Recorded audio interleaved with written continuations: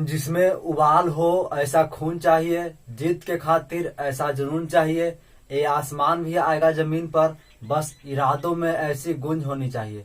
तो हेलो नमस्कार, मैं राय आप सभी का स्वागत करता हूं आपके अपने परिवार राय ऑनलाइन एकेडमी पर। तो आप सबके प्यार के बदौलत हम लोग यहाँ खड़े हैं। आप सबको इतना प्यार मिल रहा है, इसके लिए बहुत बहुत धन्यवाद, दिल से नमन।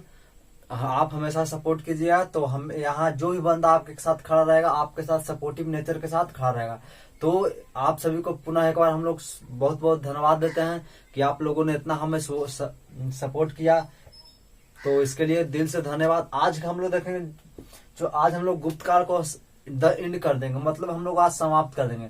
गुप्त काल का एक सेक्शन और बच गया था, उसका हम नाम लोग क्या है, तो गुप्त काल के धार्मिक जीवन। मतलब गुप्त काल के शासक क्या किस किस धर्म को ज्यादा बढ़ाए या किस धर्म को लोगों ने माना, है ना। बहुत सारा पिछले यूनिट में हम लोगों ने देखा था महाजनपद काल या फिर हड़प्पा, मोहन रिंग वैदिक, उत्तर वैदिक, मतलब सब जितने भी यूनिट हम लोगों ने पिछले पढ़ लिया है, तो उसमें सामाजिक, आर्थिक, राजनैतिक और धार्मिक जीवन को हम लोगों ने सभी में देखा।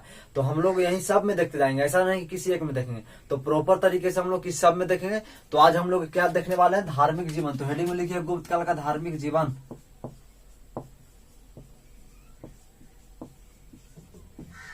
है ना। उन लोग को किस में क्या लोग धर्म में विश्वास करते थे नहीं है, उन लोग का ईश्वर को रूप में ईश्वर को मानते थे या नहीं, आत्मा को या मानते थे या नहीं मानते थे, है ना। सब जितने भी चीजें हम लोग क्या पढ़ने वाले हैं धार्मिक जीवन गुप्त काल में। तो गुप्त काल में देखिएगा तो जितने भी अधिकांश शासक, मतलब देखिए तो लगभग सभी शासकों ने हिंदू धर्म को माना है, मतलब हिंदू धर्म को बढ़ावा दिया। क्यों, है ना। देखिएगा चूंकि इस सब जितने भी शासक है, जैसे कुछ शासक है जैसे चंद्रगुप्त द्वितीय, उसके समय यानी कि थोड़ा सा आपका देख लीजिए तो, या फिर जो विदेशी चाइना क्षेत्र से आया, उसके केवल संपर्क में कुछ शासकों ने अपने आप को क्या तो बौद्ध धर्म को अपनाना शुरू किया। लेकिन फिर भी जनरली देखिएगा तो सभी लोगों ने हिंदू धर्म माना, मतलब वैष्णव धर्म को अपनाया। किस वैष्णव वैष्णव मतलब क्या होता है, विष्णु के उपासक, भगवान विष्णु के उपासक। विष्णु के उपासक मतलब विष्णु के पूजा करने वालों को हम लोग वैष्णव कहते हैं। उसे शैव कहते हैं, मतलब शिव, भगवान शिव को पूजा करने वालों को हम लोग शैव कहते हैं, है ना। उसी प्रकार बहुत से देखेंगे तो यानी कि मूल रूप से जो वैष्णव है नहीं, विष्णु तो भगवान हिंदू धर्म का ही है। तो इस काल में देखिएगा तो हिंदू धर्म में काफी उत्थान हुआ है ना। जितने भी शासक है लगभग सभी शासकों ने हिंदू धर्म को अपनाया है और उसमें विकास है। अगर राजा ही अगर हिंदू धर्म को अपनाए तो बता ही सकते हैं उस क्षेत्र में कितना उस धर्म का फूलेगा, मतलब बढ़ावा मिलेगा, है ना। जैसे देख लीजिए, अगर मान लीजिए कि हमारा तो देश यानी भारत धर्म निरपेक्ष राज्य है, मतलब यहाँ कोई भी धर्म आप मान सकते हैं, आपको आजादी है। लेकिन जिस देश में आप देखिए जैसे इस्लामिक जो कंट्री है, तो वहाँ के जो शासक है मुस्लिम धर्म मान रहा है। ऐसा नहीं कि वहाँ हिंदू नहीं है। जैसे पाकिस्तान की बात करें तो पाकिस्तान में भी हिंदू आपको देखने के लिए मिलेगा, लेकिन ज्यादातर कौन सा धर्म को मानेगा, इस्लामिक। क्योंकि वहाँ जो राजा है, जो शासक बन रहा है, जो प्रधानमंत्री बन रहा है, वो किसके धर्म को मानने वाला है, तो इस्लाम, है ना। तो इस तरह से देखिए, अगर जो राजा ही मान ले, अगर आपके मान लीजिए आपके घर है, घर के आपका जो हेड है वो दादाजी हैं, और दादाजी ही आपको क्या मार रहे हैं, भगवान विष्णु को पूजा कर रहे हैं, तो क्या करेंगे, जितने भी उनको जो बेटा है या पोता या पुतो वगैरह जो भी है, पोता पोती, सबको कहेंगे भगवान विष्णु के बारे में खूब दम उत्साह करेंगे। ऐसा कर देंगे कि आपको दूसरा धर्म मानने से विवश कर देंगे, है ना। मतलब आपको विवश क्या कर देंगे, दूसरा धर्म नहीं मानने देंगे। मतलब जो धर्म मान रहे हैं वो मानना ही पड़ेगा, मानते हैं लोग। खैर दो चार गो नालायक निकल जाता बेटा बेटी या पोता पोती, वो अलग बात है ना। तो जिस देश में अगर जिस राजा ही अगर आप उस धर्म को माने तो उस धर्म का काफी विकास होगा, उस धर्म को उस काल में काफी क्या होगा, तो देखेंगे तो बढ़ावा मिलेगा। तो इसी काल में हम लोग देख रहे हैं वैष्णव धर्म। इस काल में देखिए तो वैष्णव धार्मिक जीवन में तो गुप्त शासकों ने वैष्णव धर्म को अपनाया। देखिए इस काल में देखिएगा तो अपने सिक्का पर मिलेगा लक्ष्मी का चित्र, क्या मिलेगा, लक्ष्मी। गरुड़ मिलेगा, भगवान क्या है, विष्णु का अति शंख मिलेगा। उसके बाद बहुत सारी चीजें मिलेगी आपको, मोर भी देखने को मिला है ना, बीना भी देखने को मिला है। और क्या क्या मिला बताइए, पिछले क्लास में आपको बताए थे, गद्दा भी मिला है। इत्यादि कर देंगे हम लोग। यानी कि इस साल में देखिएगा तो राजा का सिक्का पर लक्ष्मी गरुड़, ये लक्ष्मी किसका है तो भगवान किसका, विष्णु का पत्नी का नाम है लक्ष्मी, तो इनका भी है। गरुड़ भगवान विष्णु का जो क्या है तो आपका रथ सवारी है। शंख देखिएगा तो विष्णु ही का ही संबंधित है। मोर देखिएगा तो ये भी सब लगभग देखिएगा तो सब विष्णु के ही संबंधित है। तो इसलिए ने इतिहासकारों ने माना कि इसमें ज्यादातर वैष्णव लोग मानते हैं, विष्णु को ज्यादा पूजा करते थे। ऐसा नहीं कि और भगवान को नहीं मानते थे, है ना। मतलब ज्यादातर देखेंगे हम लोग, जैसे कुछ लोग क्या होते हैं कि आपके घर में, आपके गांव में शंकर जी का 4-5 मंदिर बना लेंगे, तो आपके गांव में बहुत सारे लोग क्या है शंकर भगवान के पुजारी, मतलब सब है। ऐसा नहीं कि वो देवी जी या अन्य देवताओं का पूजा नहीं करते हैं, मतलब ज्यादा प्राथमिकता उसी को उनको देते हैं, है ना। तो ठीक वैसा ही मतलब वैष्णव धर्म, वैष्णव लोग मान रहे हैं तो विष्णु से संबंधित ज्यादा देखने को मिलेगा। देखिए इस काल में, गुप्त काल में पहली बार आपको मंदिर का प्रमाण देखने को मिला। मंदिर निर्माण का पहली बार, इसके पहले जितने भी आपने इतिहास पढ़ा, इसके पहले मंदिर का भी एक भी जगह तक आपको प्रमाण नहीं मिला था। लेकिन गुप्त काल में पहली बार मंदिर बनाने का प्रमाण मिल रहा है ना। आखिर मन में प्रश्न आ रहा हो कि सर इतना दिन से हम लोग मंदिर के बारे में नहीं पढ़ रहे थे, तो आज गुप्त काल में हम लोग क्यों पढ़े। तो देखिए इसका एक मान है, जैसे कुछ ब्राह्मणों के बीच मतभेद हो गया। कैसे हो गया समझिएगा कि कुछ ब्राह्मणों ने कहा कि जैसे आज के पहले, गुप्त काल के पहले की बात कर रहा हूँ, ब्राह्मणों का मानना था कि जहां देखो वहां देवता हैं, तो जिसको जहां मतलब देखो पूजा ही करना शुरू कर दो, है ना, क्या कर दो पूजा शुरू। लेकिन कुछ लोग मान लीजिए कुछ लोगों ने, ब्राह्मणों ने क्या कहा, ठीक है वो तो ठीक है, अगर रात के अगर पूजा करना हो, अगर रात कहीं हमको लगता है कि हम रात को ही भगवान को याद करें, तो कैसे याद करेंगे। मान लीजिए अगर भगवान सुबह लोग क्या करते हैं, भगवान सूर्य को अर्घ देते हैं, मतलब जल चढ़ाते हैं, है ना।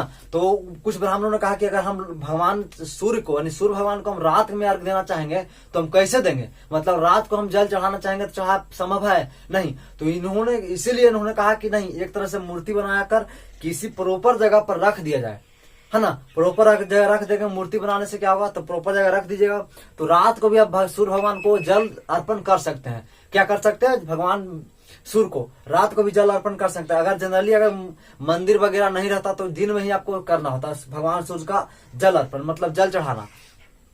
तो कुछ ब्राह्मणों ने कहा कि नहीं, ये सब ठीक ठाक नहीं है। तो मंदिर तो बना दिया, मूर्ति तो बना दिया गया भगवान सूर्य का, तो कहा कि आखिर हम लोग अगर इंसान है जो रखते हैं घर, हम लोग को एक छत है, छाया है, तो क्या भगवान को भी नहीं रहना चाहिए छाया, मतलब नहीं रहना चाहिए। तो इसी क्रम में मंदिर निर्माण करना शुरू हो गया। मतलब अगर मंदिर बना दिया गया, घर मतलब देवों को, घर को हम लोग क्या कहते हैं, मंदिर कहते हैं, मतलब देवाल है, जहाँ देवताओं को आलय है, मतलब जहाँ देवताओं का घर है ना। विद्या का आलय विद्यालय, उसी प्रकार देवों का आलय देवालय। इस तरह से हम लोग को देखने का मतलब देवताओं का अगर घर को हम लोग क्या कहेंगे, देवालय। तो मंदिर इस काल में देखिएगा तो बनाना शुरू किया गया, निर्माण किया गया। मतलब इस काल में देखिएगा तो मोटा मोटी ये देखें हम लोग, तो गुप्त काल में ही मंदिर बनना शुरू कर दिया गया था। तो शुरुआत में जब मंदिर बनना शुरू हुआ, तो उस काल में ऐसा नहीं कोई इंजीनियर वगैरह उस डेवलपमेंट नहीं सोचा था। शुरुआत में मंदिर आपको देखने के लिए इस तरह से, वैसे जैसे हम लोग का घर है, ऐसे यहाँ इस तरह से मंदिर बना दिया, ये मंदिर है, और उसको जो छत देख रहे हैं सपाट, मतलब समतल जैसा रहेगा। तो शुरुआत में जो भी मंदिर आपको देखने के लिए मिलेगा तो इस तरह से ही मंदिर है। इसमें जो भी मूर्ति बैठाना है, मूर्ति रखना वो रख दिए, है ना। कि इस तरह के मंदिर आप आज भी आपको देखेंगे कि जो भी आज भी जनरली जो गांव का जो देवी मंदिर होता है, इस तरह से आपको देखने के लिए मिलेगा, है ना। क्या मिलेगा, इस तरह से जो पौराणिक जो लोग मान रहे थे, इसी तरह से जितना भी आप देख रहे हैं देवी जी का, अधिकांश देखिएगा तो आपका मंदिर यही मिलेगा। लेकिन आज देखिए शंकर भगवान का मंदिर देखिए, आपको ऐसा देखने को नहीं मिलेगा। इस तरह का आपको मंदिर देखने को मिलेगा। कैसा मिलेगा, तो नुकीला, इस तरह से आपको देखने के लिए मिलेगा। यहाँ क्या बना दिया जाएगा, झंडा, है ना। इसके इस तरह से नुकीला देखने के लिए मिलेगा, और यहाँ झंडा बना दीजिएगा। यही हो गया आपका मंदिर, और यही मूर्ति बैठा दी जाएगा। तो इस कारण देखिएगा तो मतलब जब मंदिर बनाना शुरू हुआ, तो सबसे पहले इस तरह का मंदिर बनाना लोगों ने शुरू किया। धीरे धीरे जब ज्ञान होते गया तो फिर लोगों ने इस तरह से बनाना मंदिर किया। मतलब इसको हम लोग क्या कहते हैं, नुकीला आकार, या इसी को हम लोग देखिए शिखर, मतलब माथा, इसे शिखर है तो इसी को शिखर नुमा कहते हैं। यानी इसी काल में देखिएगा तो शिखर नुमा मंदिर भी बनाना शुरू हो गया। यानी गुप्त काल में भी सबसे पहले मंदिर बनाना शुरू हुआ। तो इस सबसे पहले जो मंदिर बनाया गया वो कैसा बनाया गया, तो सपाट, मतलब समतल, जैसे हम लोगों का घर होता है। लेकिन इसी काल में देखिएगा तो कुछ समय बाद देखिएगा तो नुकीला या फिर देखिएगा शिखर नुमा आकार का भी मंदिर बनाना शुरू किया। और इस शिखर नुमा का मंदिर में सबसे पहले इसी में देखिएगा तो देवगढ़ का, देवगढ़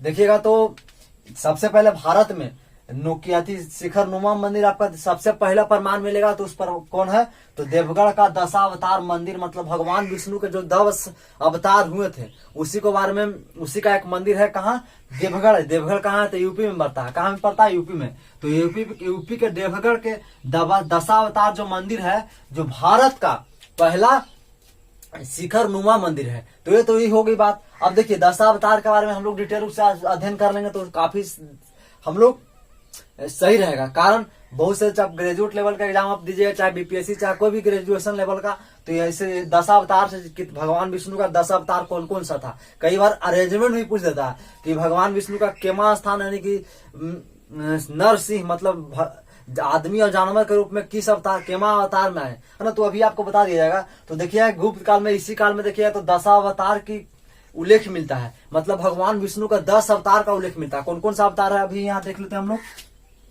10 अवतार, मतलब 10 अवतार का मतलब क्या हुआ, मतलब भगवान ने कई रूपों में, यानी विष्णु ने अलग अलग यानी लोगों को संहार करने के लिए, यानी जब जब सृष्टि पर, यानी जब जब धरती पर लोगों ने गलत काम किया है, चाहे रावण हो या फिर आपका देख लीजिए भगवान कृष्ण का कंस, जो भी हो, फिर देख लीजिए प्रहलाद के बारे में कहानी आपको सुना ही होंगे। तो इस तरह जो भी जब जब धरती पर पापी अत्याचार करेगा तो भगवान विष्णु, चूंकि आपको पता होगा गॉड, पिछले क्लास में जब हम लोगों ने आपको बताया था जी मतलब जनरेटर, ओ मतलब ऑपरेटर और डी मतलब डिस्ट्रॉयर। जनरेटर हम लोग किसको कहते हैं, जनरेटर हम लोग किसको कहते हैं, तो भगवान किसको, ब्रह्मा को। ऑपरेटर मतलब जनरेटर मतलब निर्माता, तो भगवान से किनको हम लोग कहते हैं, निर्माता हम लोग किनको कहते हैं, तो आप देख लीजिए तो ब्रह्मा को कहते हैं। ओ मतलब ऑपरेटर, ऑपरेटर मतलब संचालक, मतलब धरती पर जन्म देने वाला का काम किसका डिपार्टमेंट है, तो भगवान ब्रह्मा का। लेकिन अब धरती पर जन्म देकर भेज दिए, अब उसको चलाना किसका काम है, तो विष्णु का, मतलब ऑपरेटर। और डी मतलब डिस्ट्रॉयर, मतलब विध्वंसक, मतलब गलत काम करेगा तो विध्वंस मतलब नष्ट करने वाला, है ना। तो देखेंगे जनरेटर का शब्द का भी पिछले क्लास में आपको बता भी दिए गए थे। कौन से काल में आपको पढ़ाए थे बताइए कमेंट में। तो आपका रिंग वैदिक के बाद उत्तर वैदिक में आपको पढ़ाया गया था, है ना। रिंग यानी इसी काल में देखिएगा तो पहली बार क्या मिला था, तो हम लोग को GOD मतलब गॉड ऑफ त्रिदेव की अवधारणा का हम लोग विकास देखने को मिला था। तो खैर हो गई, हम लोग दूसरा बात हो गई। तो देखिए कि भगवान विष्णु, आखिर विष्णु नहीं क्यों अवतार ले रहे हैं, तो चूंकि विष्णु को ही धरती को चलाना है। जैसे मान लीजिए कि हम आपके कोचिंग है राय ऑनलाइन अकेडमी, तो हम तो यहाँ डायरेक्टर हैं, तो हमारा अब यहाँ जो भी और हमारा जो स्टाफ है, मतलब जो गार्ड है, उसको क्या है, गार्ड है, अगर कोई लड़ाई झगड़ा बच्चा करता है तो उसको नियंत्रण कौन करेगा, गार्ड करेगा। तो अवतार कौन लेगा, भले हम उसको पढ़ाएंगे, वो पढ़ाना हमारा ड्यूटी है, लेकिन नियंत्रण बच्चों को कौन करेगा, तो गार्ड करेगा।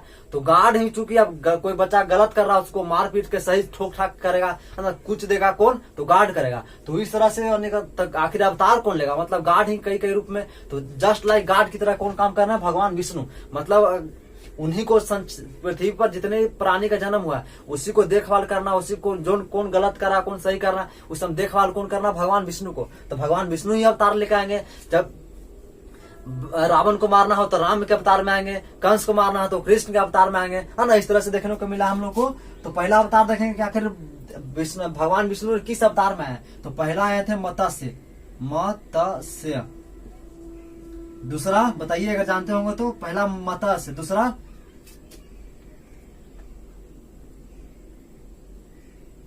कच्छप, क्या कच्छप, तीसरा वराह। आगे देखें हम लोग तो नरसिंह, फिर देखें हम लोग पांचवा में तो वामन, उसके बाद देखें छठा में तो परशुराम, परशु यहाँ हो जाएगा परशुराम। आगे देखें तो परशुराम के बाद पशु हटा देंगे तो राम। आगे देखें हम लोग, एक हो गया, 1 2 3 4 5 6 7, 8वां देखें हम लोग तो परशुराम के बाद कृष्ण, क्या? कृष्ण। कृष्ण के बाद आपको बुध। बुध। बुध के बाद देखें हम लोग फ्रेम में आ रहा है या नहीं आ रहा है, कमेंट में बताइए फ्रेम में आ रहा है या नहीं आ रहा। 10वां को हम लोग भगवान बुध, 9वां को हम लोग यहाँ लिख देते हैं यानी कि 9 बुध, और 10वां हम लोग लिख देते हैं कलिक।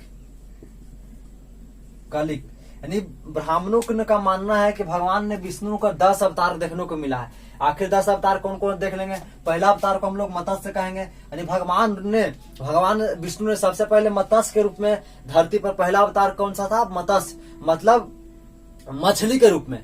दूसरा देखें तब भगवान विष्णु का दूसरा अवतार कौन सा रूप में था? तो कच्छप, मतलब कछुआ के रूप में। तीसरा अवतार था बराह। बराह मतलब सुअर के रूप में। भगवान विष्णु ने तीसरा अवतार लिया उस किस रूप में? सुअर के रूप में। नरसिंह मतलब नर मतलब क्या हुआ? आदमी, और सिंह मतलब जानवर, मतलब आदमी और जानवर के रूप में भगवान कब अवतार लिए विष्णु ने? तो चौथी पीढ़ी में। उसके बाद वामन अवतार। वामन मतलब बौना। वामन मतलब बौना, यानी बौना आदमी के रूप में भगवान विष्णु ने जन्म लिया। उसके बाद देखें परशुराम। परशुराम ने कब जन्म लिया? तो उसके बाद परशुराम जन्म लिया। फिर उसके बाद राम ने लिया रावण को मारने के लिए। कृष्ण ने लिया कंस को मारने के लिए। भगवान बुद्ध ने जन्म हुआ। और उसके बाद कलिक। ये ब्राह्मणों का मानना है कि जो कलिक है अभी तक 9वां जो अवतार है हम लोगों ने देख चुका है, लेकिन जो 10वां अवतार है कलिक, वो अभी हुआ नहीं है, लेकिन भविष्य में होगा। अभी कलयुग चल रहा है, तो भगवान कलयुग के अंत में आएंगे। विष्णु कौन किस अवतार में आएंगे? तो कलिक। किस अवतार में आएंगे? कलिक। और कौन किस पर आएंगे, मतलब कौन से सवार पर आएंगे? तो एक सफेद घोड़ा पर आएंगे। किस पर? सफेद घोड़ा। यानी भगवान विष्णु का जो 10वां अवतार है कलिक, वो सफेद घोड़ा पर भगवान विष्णु धरती पर आएंगे और लोगों को विध्वंस करके धरती को नष्ट कर देंगे। तो ये हुई बात। लेकिन यही ब्राह्मण अगर ससुरा लोग सही से इसको उच्चारण करता, बताता कि सृष्टि के निर्माता में, सृष्टि के निर्माण में सबसे पहले जब धरती का निर्माण हुआ तो सबसे पहले जलीय जीव का जन्म हुआ। सबसे पहले जलीय जीव की उत्पत्ति हुई। जलीय जीव में कौन है? मछली वगैरह आ गया। उसके बाद फिर जलीय और स्थलीय दोनों, मतलब कछुआ जल और स्थल दोनों में रहता है। तो ये कौन अगर इस तरह से बताता, कौन? ब्राह्मण लोग, कि अगर सबसे पहले धरती की उत्पत्ति में जलीय जीव की उत्पत्ति हुई, उसके बाद देखेंगे तो धरती पर, यानी कि उसके बाद देखें दूसरा बार तो जलीय और स्थलीय दोनों आया, तो कछुआ के रूप में। उसके बाद देखें तो स्थलीय के रूप में बराह, मतलब बराह में सुअर छुछुंदर वगैरह आया। उसके बाद देखें तो नरसिंह मतलब आदमी आया, लेकिन जानवर और आदमी दोनों के रूप में आया। उसके बाद अगला देखें तो वामन मतलब आदमी आया लेकिन बौना के रूप में आया। फिर आदमी आया लेकिन आदमी का उत्पत्ति हुआ धीरे धीरे, लेकिन कम बुद्धि वाला आया, तो कम बुद्धि वाला परशुराम। लेकिन इससे ज्यादा बुद्धि वाला राम, और राम से भी ज्यादा बुद्धि वाला कौन? कृष्ण। और कृष्ण से भी ज्यादा बुद्धि वाला कौन है? तो बुध, है ना। और उससे भी ज्यादा कौन? तो इस तरह, मतलब अगर ब्राह्मणों ने अगर इस तरह से बताता कि धरती के उत्पत्ति में सबसे पहले जलीय जीव की उत्पत्ति हुई, उसके बाद जलीय और स्थलीय दोनों को हुई, उसके बाद जलीय स्थलीय को हुई, और उसमें का देख लीजिए तो सुअर छुछुंदर वगैरह का हुआ। उसके बाद देखिए तो आदमी और जानवर दोनों रूप में आया। फिर वामन रूप में, बौना के रूप में आदमी आया। फिर कम बुद्धि वाला परशुराम के रूप में आया। फिर उससे ज्यादा बुद्धि वाला राम के रूप में आया। फिर उससे ज्यादा बुद्ध भगवान कृष्ण के रूप में आया। उससे ज्यादा बुद्ध के रूप में। इस तरह से अगर ब्राह्मणों ने अगर इस तरह से अगर समझा दिया होता अगर पूरे भारत के वर्ल्ड के लोगों को, तो आज ब्राह्मणों को नोबेल प्राइज, यानी भारतीयों को नोबेल प्राइज मिलता। क्या मिलता? Nobel prize. लेकिन दुर्भाग्य की ये बात है कि लोगों इस तरह से इन लोगों बताया ही नहीं। ये लोग केवल ये कहा कि भगवान विष्णु का अवतार है ना, यानी भगवान विष्णु ने इस तरह से अवतार लिया है। इस तरह से जलीय, यानी कि धरती के जन्म, धरती के उत्पत्ति के बाद इस तरह से लोग मतलब पूरे वर्ल्ड लेवल पर समझाने में असमर्थ थे। इसीलिए आपको पता होगा चार्ल्स डार्विन ने विकासवाद का सिद्धांत दिया था। और इसी कारण उसने क्या बताया कि सबसे पहले, जो अभी आपको बताया कि इसी डार्विन ने क्या बताया कि सबसे पहले धरती की उत्पत्ति में जलीय जीव आया, उसके बाद स्थलीय और जलीय दोनों आया, है ना। इस तरह से बताया आपको कौन? नोबेल, आपका चार्ल्स डार्विन। इसीलिए नोबेल जो चार्ल्स डार्विन, उसको नोबेल प्राइज दिया गया। और दुर्भाग्य हम लोग की बात भारतीयों को है कि लोग जो भी विद्वान लोग थे समझा नहीं पाए, इसीलिए हम लोग का जो नोबेल प्राइज था नहीं मिल पाया। लेकिन बताइए ऐसा चीज हम लोग गुप्त काल में पढ़ रहे हैं, ससुरा चार्ल्स डार्विन अब बताया है है ना, इस तरह से देखेंगे। तो ये हम लोग क्या हुआ मत्स्य। अब कई बार देखिए, अब हम लोग देखेंगे प्रत्येक को हम लोग प्रॉपर तरीके से हम पार्टिकुलर देखेंगे। कई बार जो एग्जाम का जो क्वेश्चन सेटर होता है वो क्या कर देता है, अगर वो पुराण पढ़ के आए, किताब महाभारत गीता जो महाकाव्य पढ़ के आ गया, तो क्वेश्चन चूंकि एक व्यक्ति तो सेट नहीं करता, तो उस कंडीशन में अगर आप सेट कर दिया तो ससुरा क्या होगा, आप बहुत संकट उत्पन्न हो जाएगा। तो इस तरह से आप कहानी एक बार सुन लीजिए आप। तो भगवान पहला किस अवतार में है, मछली के रूप में, दूसरा कछुआ के रूप में, तीसरा सुअर के रूप में, फिर नर सिंह काफी इंपॉर्टेंट है।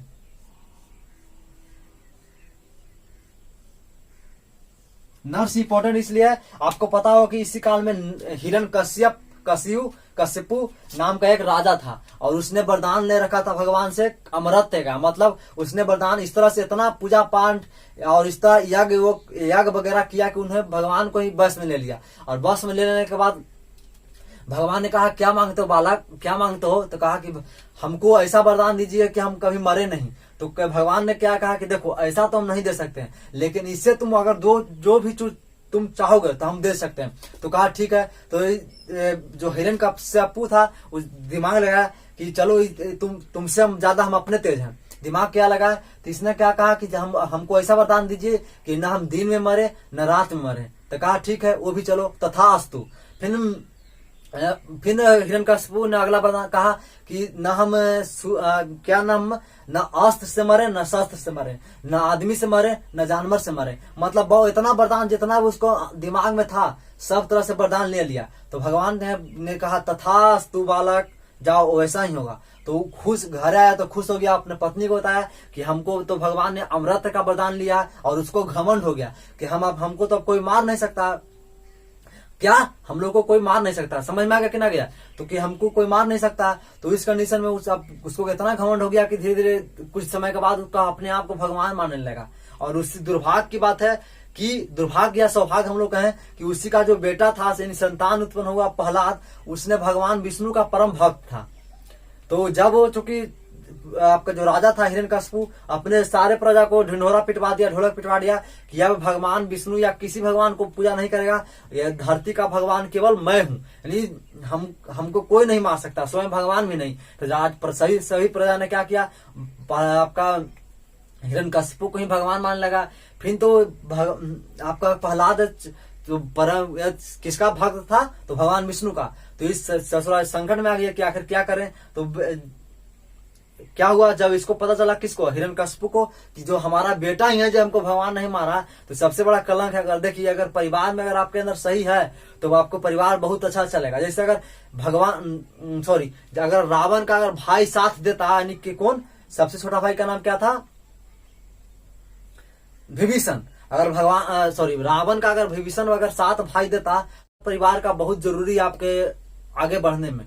तो उसी प्रकार से देखिए, अगर और से आपके एग्जाम्पल देख लीजिए, तो अगर प्रहलाद अगर सही से अगर अपने पिता को भगवान मानता तो उसका पिता ही सही सभी लोग क्या कहता, भगवान मानता। लेकिन दुर्भाग्य है कि उसका बेटा ही क्या प्रहलाद भगवान मानने को इनकार कर रहा। तो राजा ने सोचा कि ऐसा बेटा रहने से ही अच्छा कि न रहे, और दूसरा बेटा हम पैदा कर लेंगे, क्या दिक्कत है, दूसरा हम कर लेंगे।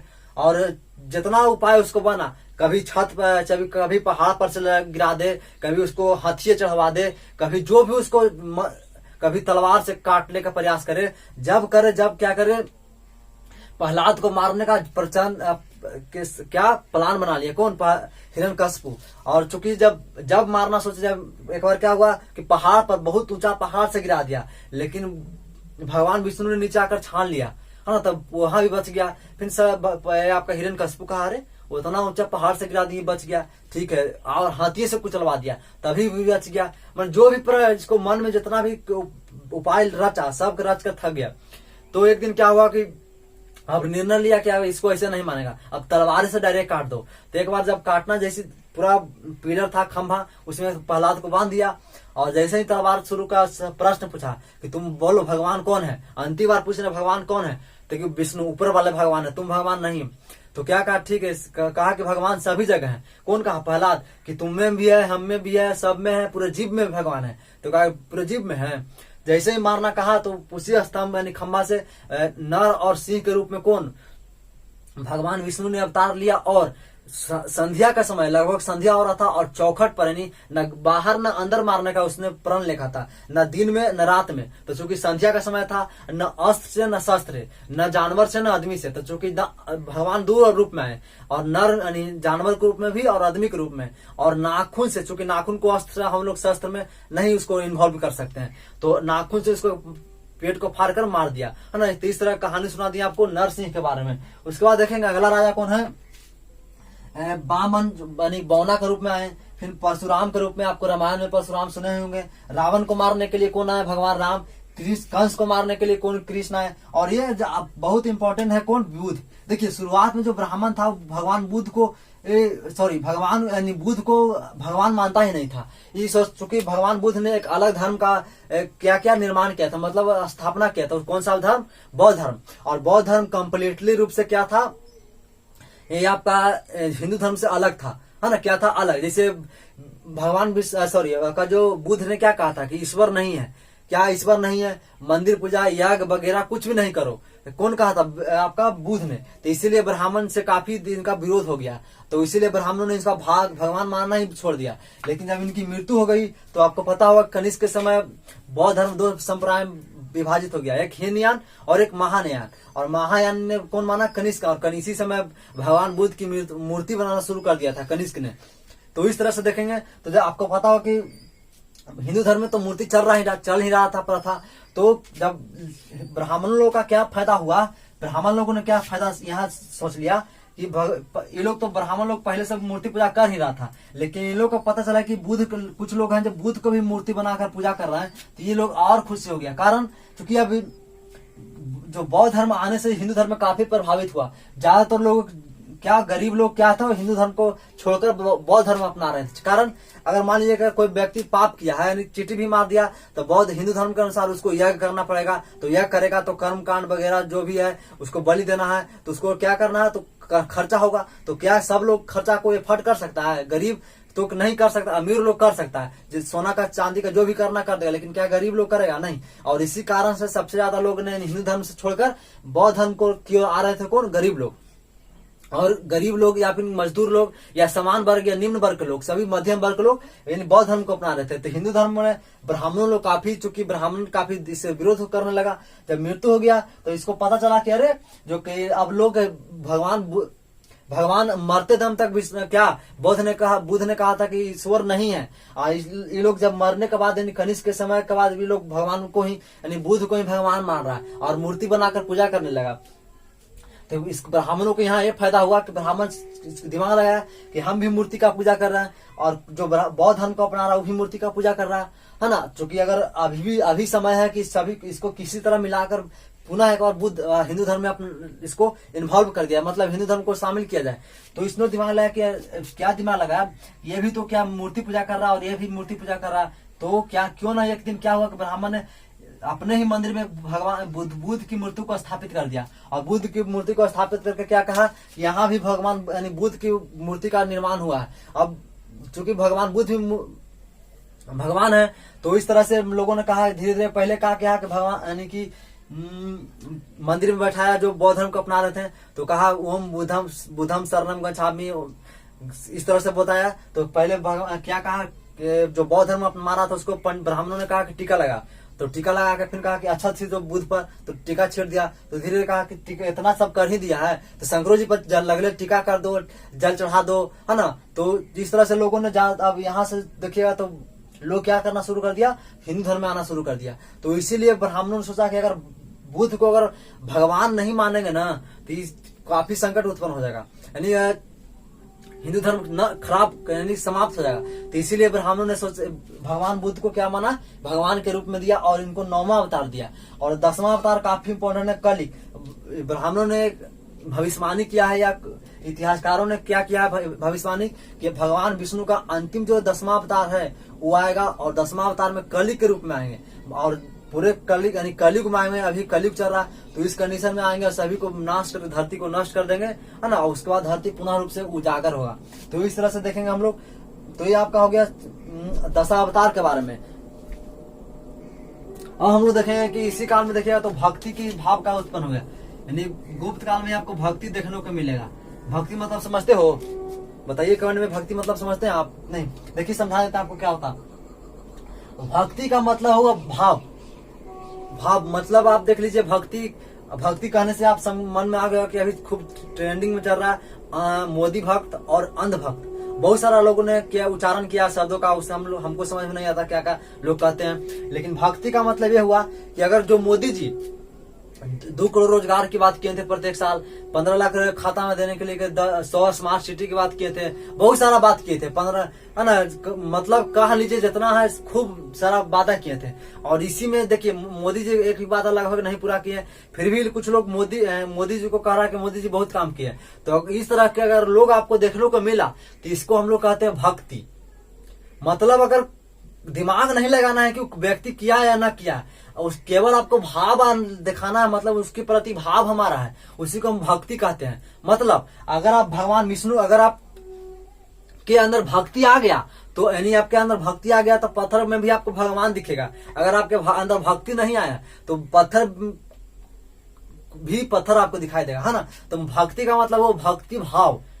क्या हुआ? भक्ति भाव। अब इसी में एक बार क्या हुआ कि मंदिर से संबंधित एक बार क्या हुआ कि कुछ लोगों ने कहा कि एक बार ब्राह्मण और कुछ लोगों के बीच वार्तालाप हो रहा था कि एक व्यक्ति ने कहा कि बताओ कि भगवान सब जगह है, हर कोई कहता है भगवान सभी जगह है। तो उस व्यक्ति ने कहा कि जब भगवान सभी जगह है तो तुम मूर्ति पूजा मंदिर में क्यों पूजा करते हो?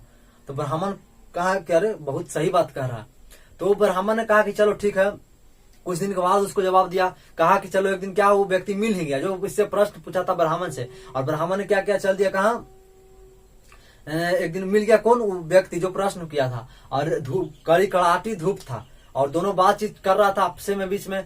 तो जो व्यक्ति ने प्रश्न पूछा था वो कहा कि चलो छां में पेड़ के छां की तरफ बैठ के हम लोग खूब अच्छी से बात करेंगे। तो कहा ठीक है। जब उस व्यक्ति ने कहा कि चल दिया तो कहा कि अब बोलो। अब जवाब पूछा कौन? व्यक्ति जो प्रश्न पूछा था कि मंदिर में पूजा क्यों करते हो? तो उस ब्राह्मण ने बताया कि बताओ हवा कहाँ है? तो व्यक्ति ने जो प्रश्न पूछा था कहा कि सब जगह। तो बताया पेड़ की तरह कहा आया है? तो व्यक्ति ने जवाब दिया कि यहाँ छाया है, मतलब एक अच्छा इन्वायरमेंट है, वातावरण है ना, तो यहाँ अनुकूल है, हमारे अनुकूल। तो ब्राह्मण ने कहा जैसे ठीक वही, मतलब मंदिर के क्या है? छाया है, और यहाँ जाने के बाद भगवान से साक्षात दर्शन हो जाता है। मतलब इन्वायरमेंट अच्छा है, हमारे अंदर ईश्वर की भावना आ जाती है, मतलब ईश्वर की भक्ति आ जाती है। ऐसा नहीं कि अगर मानेंगे तो हर जगह क्या करेंगे? पूजा कर सकते हैं, लेकिन जो मंदिर है वो प्रॉपर जगह है, वहां जाने के बाद शांत भाव से क्या करते हैं? भक्ति का भाव अंदर से आ जाता है। अब इसी में देखिए आज के क्या ट्रेंड के लेकर के हो गया कि लोग पूजा करने जाएगा ना तो इस तरह से दंडवत नहीं है। भक्ति अगर आपके अंदर आ गया तो आप देखिए किसी को नजर आपको आएगा ही नहीं जब तक आप भक्ति कर रहे हैं, है ना। देख कुछ आप आज का बच्चा के क्या होगा ट्रेनिंग, भगवान को इस तरह से जल्दी जल्दी पूजा करेगा, जय विष्णु जय शंकर जय से चल देगा। तो इस तरह से भक्ति आपका नहीं, आप दिखावटी भक्ति दिखा रहे हैं। अगर आपके अंदर भक्ति आ गया सही रूप में ना, तो आप नहीं देखिए कि हमको कुछ लोग क्या सोचेगा, ये पूजा करी थे, ये सब नहीं अंदर। अगर आपके अंदर भक्ति आ गया तो ये सब आपको लोकवे नहीं करेगा, पूजा करी थे दम भगवान के मना ही लेती कहा, इस तरह से नहीं। अगर आपके अंदर भक्ति आ गया तभी जो भी आपको बाहर कोई बोले कोई आपसे मतलब नहीं, तो इसी को हम लोग भक्ति कहते हैं। मतलब अंदर आपके अंदर भाव आ जाए, है ना। तो इस तरह से गुप्त काम देखेंगे तो भक्ति भावना के शुरुआत यानी उल्लेख देखने को मिलता है। तो यही हो गया धार्मिक जीवन, इसको हेडिंग में लिख दीजिए गुप्त काल के धार्मिक जीवन, गुप्त काल का धार्मिक जीवन। और लिखिए पॉइंट करके लिखिए। हाँ एक चीज और, हाँ सही चलिए ठीक है कोई बात नहीं, लिख लीजिए इसमें, लिखिए पॉइंट करके लिखिए पॉइंट करके। गुप्त काल में अधिकांश शासकों ने हिंदू धर्म को अपनाया, जिससे हिंदू धर्म अर्थात वैष्णव धर्म का उत्थान हुआ। इसमें लिखिए गुप्त काल के सिक्का पर लक्ष्मी गरुड़ शंख मोर बीना गद्दा इत्यादि का चित्र मिलता है। लिखिए पॉइंट करके अगला और स्टार मार लीजिएगा। लिखिए गुप्त काल में पहली बार मंदिर निर्माण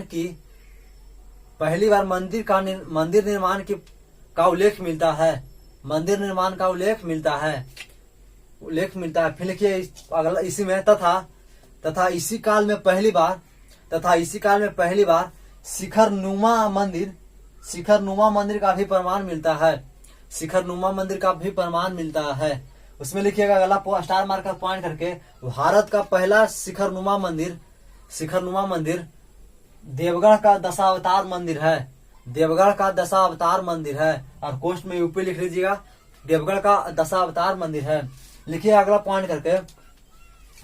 पॉइंट करके गुप्त काल में भगवान विष्णु के 10 अवतार का उल्लेख मिलता है। 10 अवतार का उल्लेख मिलता है। पहला लिखिए मत्स्य। दूसरा लिखिए कच्छप मतलब कछुआ, कोष्ट में लिख लीजिए कच्छप। उसके बाद लिखिए वराह, कोष्ट में सुअर। उसके बाद लिखिए नरसिंह, आदमी और जानवर, कोष्ट में लिख लीजिएगा नरसिंह। के बाद लिखिए कौन, बामन मतलब बौना के रूप में बामन। उसके बाद लिखिए परशुराम। उसके बाद लिखिए राम। उसके बाद लिखिए कृष्ण। उसके बाद लिखिए बुध। और एक लिख लीजिए लास्ट में 10वां कलिक। और इसमें लिख लीजिए कलिक, यानी कोश में लिख लीजिए कलिक सफेद घोड़ा पर आएंगे। तो ये हो गई बात। उसके बाद लिखिए अगला पॉइंट करके, इस गुप्त काल में भक्ति का अवधारणा विकसित हुआ। तो ये हो गया आपका गुप्त काल का धार्मिक जीवन। और यहाँ हम लोगों ने गुप्त काल को इंड कर दिए। क्या कर दिए हम लोग, इंड। अब इसके बाद हम लोग पढ़ेंगे गुप्तोत्तर काल। तो यहाँ तक सपोर्ट किए इसके लिए बहुत बहुत धन्यवाद। तो अगर यहाँ तक अगर वीडियो अच्छा लगा तो कमेंट में जरूर बताइएगा। अगर नया स्टूडेंट तो चैनल को सब्सक्राइब कर दीजिएगा और वीडियो को अधिक से अधिक अपने दोस्तों के साथ शेयर कर दीजिएगा। हम लोग मिलेंगे फिर नए क्लास में नए टॉपिक के साथ। तब तक के लिए जय हिंद, वंदे मातरम।